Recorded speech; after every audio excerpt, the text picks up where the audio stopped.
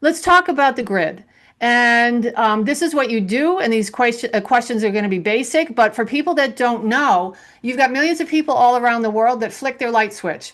Ah, it's magic. We have light. We can cook. We can go to the ATM. We can pump gas. But what is the grid? Why is it so important? And moreover, how did it get so vulnerable? Yeah, so when we talk about the grid per se, right? That is the whole system. It's a gigantic machine that produces or generates electricity, transmits that electricity, and then distributes it to where it's used.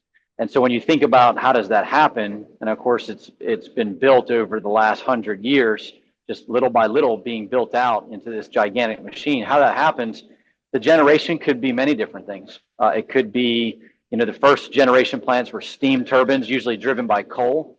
And then you've got, natural gas, you've got nuclear, a lot of different fossil fuel sources of generation that produce these big turbines that spin, and any kind of generator, that spinning generation was the traditional form of producing that power. Nowadays, you have additional forms of generation that have been added to it, like wind and solar, which of course are a little bit different type of generation. There's not any kind of big spinning turbines.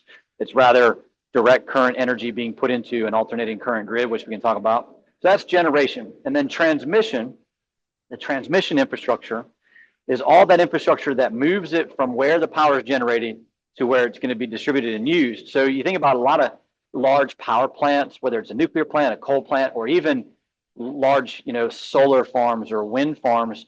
They're not usually located next to big population centers, right? So you have to move that electricity.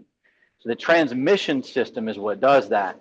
And so to move that electricity, they have to step the voltage up. Really high voltage, low resistance allows that electricity to be moved and then distributed. So the electricity is generated, it's stepped up to high voltage, it's moved or transmitted through the transmission infrastructure, these long, long lines, and then it steps back down to a lower voltage where it can be distributed. And the distribution part of the grid, it's actually about 90% of the grid that we use is distribution. That's going to be the things that you see kind of at the local and household level, whereas the transmission are going to be, those things you'll see as you drive past, on the interstate, big, gigantic transmission towers. So that's the three components of what we think of as the grid. But really, it's everything that can produce, like generate electricity and get it to the people who need it and to use it.